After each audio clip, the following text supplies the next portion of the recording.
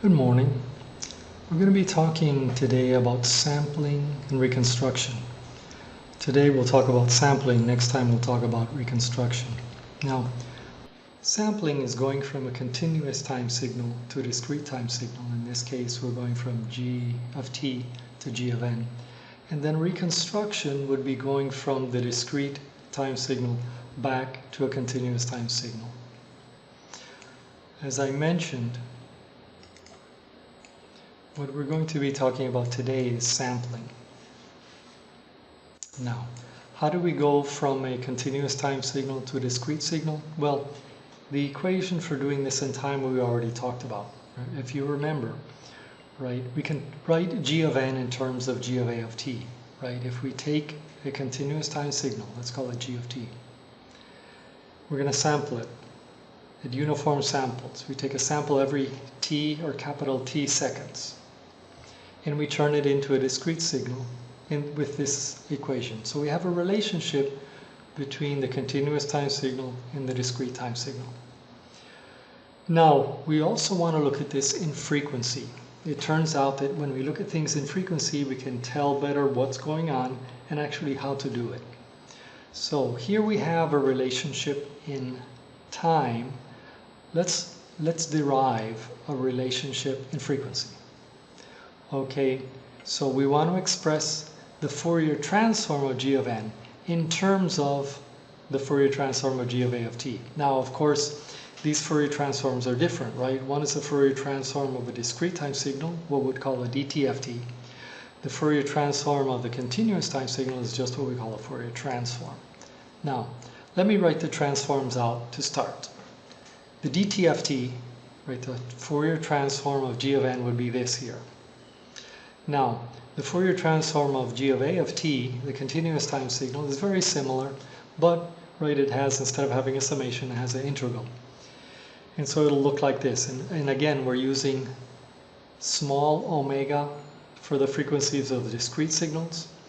We're using capital omega for the frequencies of the continuous time signals. So we can write this or the inverse Fourier transform like this here. Now, let's start off with the DTFT, right? We know that g of n, we can write it in terms of the continuous time signal. And now the continuous time signal, if we use the inverse Fourier transform, to write the g of t in terms of ga of j omega, we can write it like this. Now, the only difference between this function and this function, here we have t, here we have n capital T. So here we have to change this t for a capital N of t. And so this, once we write it out, right, this is our equation. Now basically, this is it.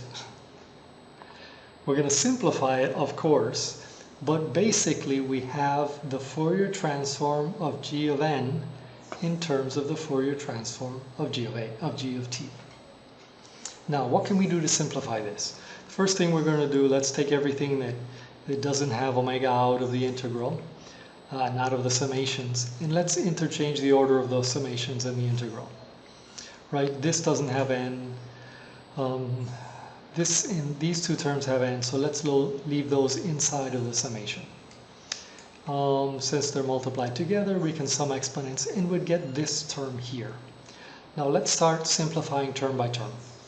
First, let's look at the infinite summation, right? This is an infinite summation of exponential functions. Now, what is that going to be? Now, we know what infinite sums are. We can write them out. We're going to do this exactly like when we took the Fourier transform of the sines and cosines that we divided it up.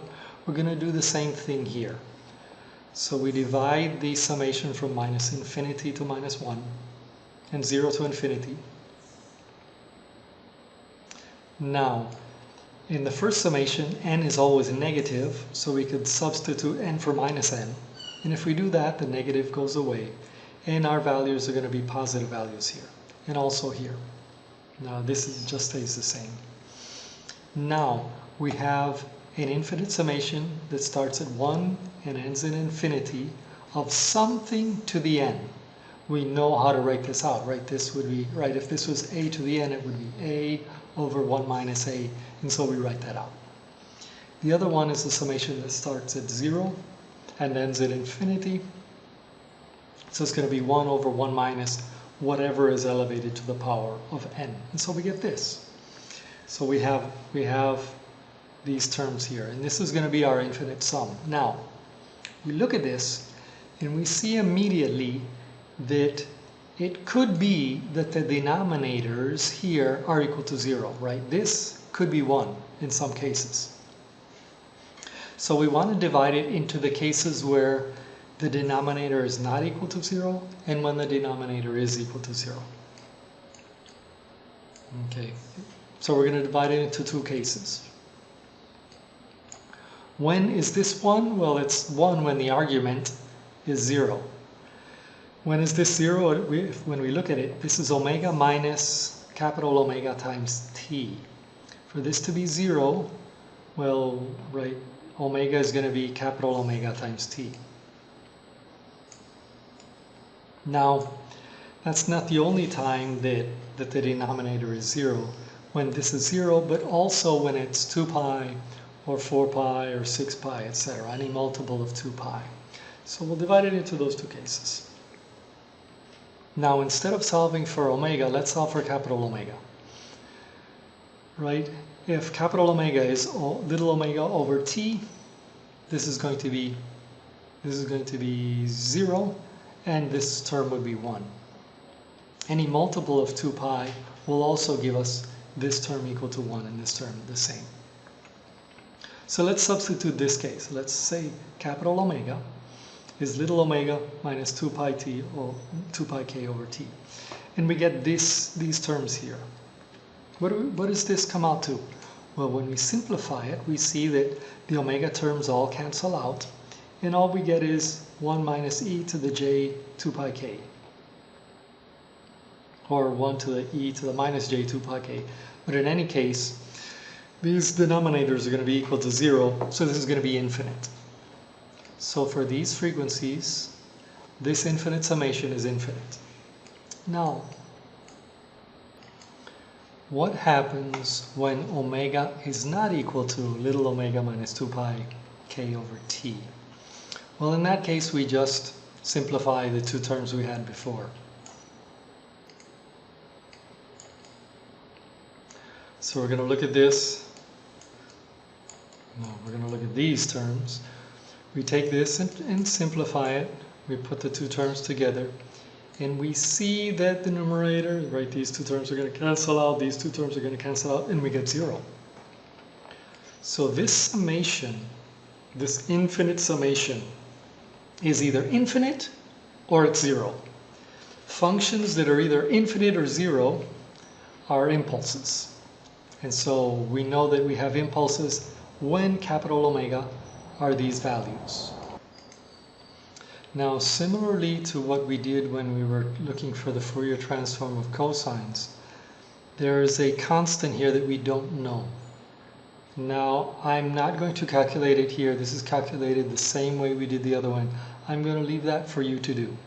But anyway, so we get that this infinite summation of exponentials is going to give us a bunch of impulses. So, once we know that, we can substitute above. So if we substitute where we had the infinite summation of exponentials, we get this here. Now, to again start simplifying this, we're going to exchange the order of the summation and the integral once again. Why do we do that? Well, we do that because we're going to solve the integral. Now that we have impulses, the integral is very easy to solve. So we take everything out, right? The 2 pi cancels out. We have the t over here, and then we have the function multiplied by the impulses. The summation, the integral is from minus infinity to infinity. So, right, we evaluate this function where the impulse is infinite, and we know the impulse is infinite when capital Omega is little omega minus 2 pi k over t. And so we substitute that here. And this would be our final result. This is the DTFT of what we had called G of n. This is the Fourier transform of GA of t. So we can see there's a relationship between the Fourier transform in the discrete domain and the Fourier transform in the continuous domain. Now, what is actually going on here? This Fourier transform, as we can see, is made up of a summation of an infinite number of Fourier transforms of the original analog signal. Ooh, how can that be? Well, this is what happens. Now, for each k, we're going to have a different term, right? When k equals to 0, we're just going to have g of a of j of omega over t. So we have the original Fourier transform, but it's scaled, right? It's scaled by capital T. T could be greater than 1 or less than 1. So we could dilate it or it could contract it, but it's going to be a scaled version of the original Fourier transform. Now when k is equal to 1, we have the same spectra, but it's shifted by 2 pi. And so we're going, as we know, every DTFT is periodic with a period of 2 pi. So what we do is we take the Fourier transform of our analog signal and we shift it by 2 pi to get the Fourier transform of our discrete signal. Let's look at this. Let's say this is our original analog signal Fourier transform. Now, the shape isn't really important. All that we're looking at is, okay, so let's say we have a maximum magnitude of A, and we have a maximum frequency of omega m. Since this is a continuous time signal, the frequencies would be radians per second. Now let's sample it with a sampling rate of f of s, where right t of is 1 over f of s. Now to simplify our problem here, let's say 2 pi f of s is greater than greater than 2 of omega m. Now, going back to the equation that we just derived, we get this. Now, omega is going to be little omega minus 2 pi k over t. So little omega is going to be equal to this. Now, I do that because in this case, we're starting out with big omega, and we need to know what frequency this translates to in the other domain, right? When we're going to sketch out the DTFT, the axis is now little omega. And so what is that frequency? Well, when k is equal to 0, right, we get this term here. We're going to have omega over t, or in other words, when k is equal to 0, little omega is big omega times t, or big omega over f of s. So if the frequency in the continuous domain was omega m, here it's going to be omega m over f of s. So this would be the term when k is equal to 0.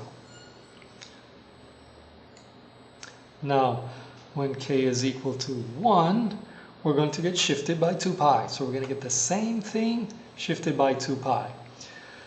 These frequencies are going to be shifted by 2 pi. Whatever was at 0 is now at 2 pi.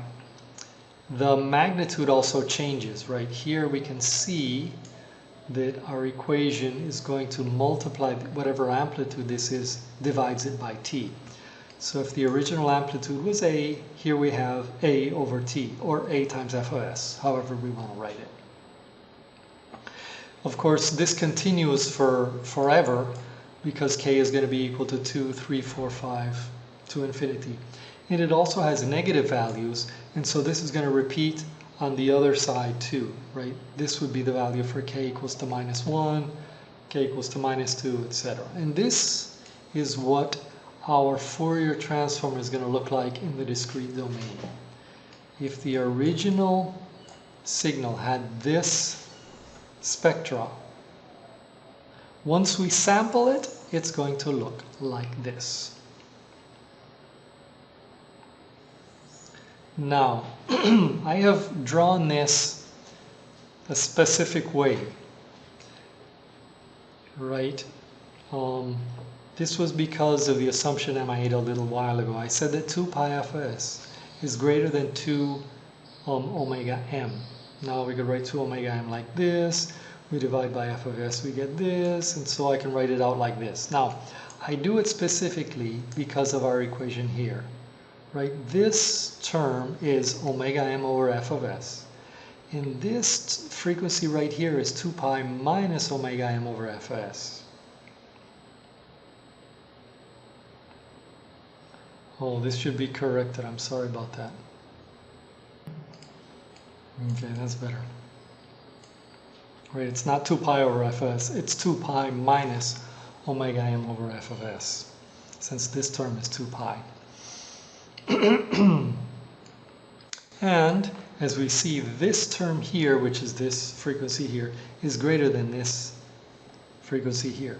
In other words, this is the copy, or this is the spectra when k is equal to 0. When k is equal to 1, we get another spectra. We copy the spectra over. And in this case, since this frequency is greater than this frequency, this point here will be greater than this, and there won't be any overlap between any of the copies of the spectra.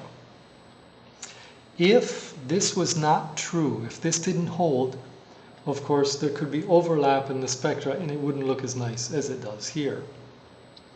Now, right, as I mentioned, there's no overlap between, for example, this term, which would be k equal to 0, and this term where k is equal to 1.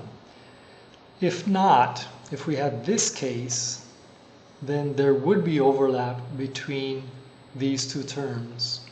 And instead of writing out all of these separately, one would be on top of the other. Now, how does that look, one on top of the other? Well, remember, this is a summation. So we'd have to add them together. If one falls on top of the other, we have to add the spectra together. And so it wouldn't look nice like this. It would look, for example, something like this, where the overlap would have to be added together. Now, when this happens, when the spectra, when the different copies of the spectra overlap, we call this aliasing. And we don't want this, because if this happens, we can't recover the original signal. If this doesn't happen, right, if we have this, we can recover the original signal. We just have to look at this, right? We look at this and say, oh yes, I can recover the original signal. Here, we don't know what it was, because we don't know exactly. We know the summation, but we don't know the terms. For example, if I say the sum of two numbers is equal to 5, we don't know what those two numbers were, right? It could be 2 and 3, but it could be 4 and 1. The same thing here. Here they're giving us what the summation is, but they're not giving us what each term is, what each term of the overlap is. So we can't recover the original signal if there's overlap. And this overlap we call aliasing.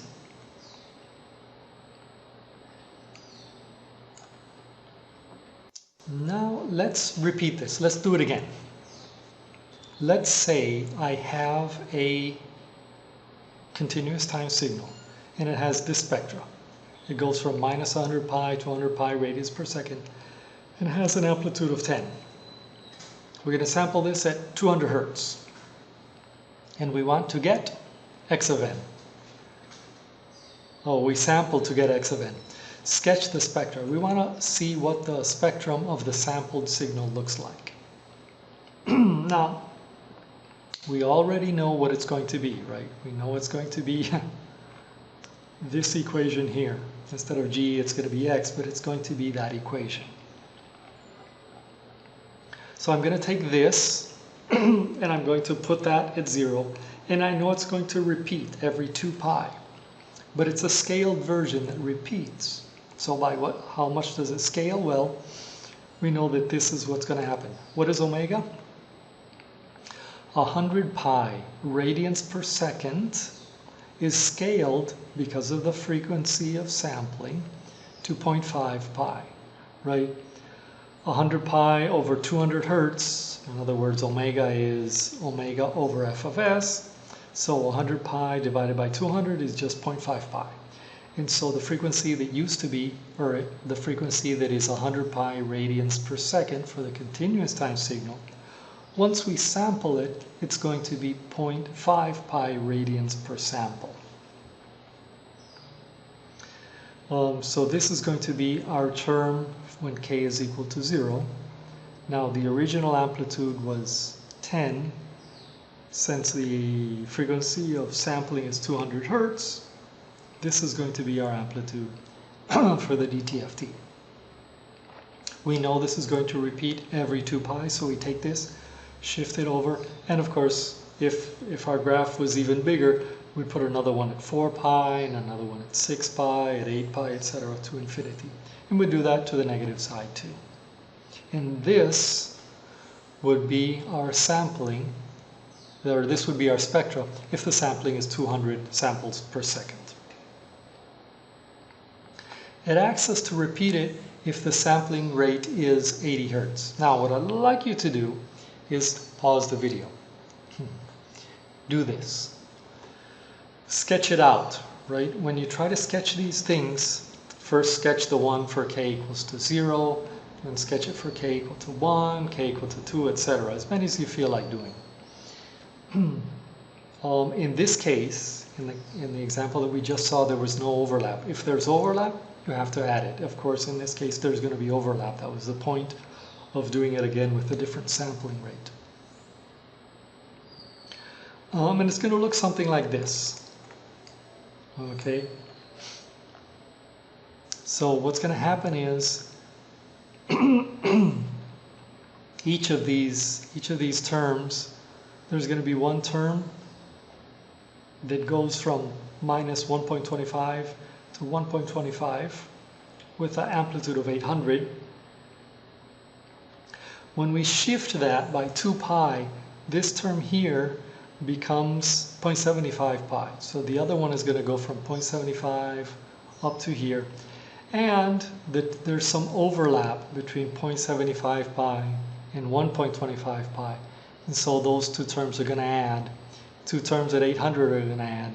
And we're going to get 1600 between those two frequencies. And so this would be the spectra, or this is what the spectra would look like after sampling at a sampling rate of 80 hertz.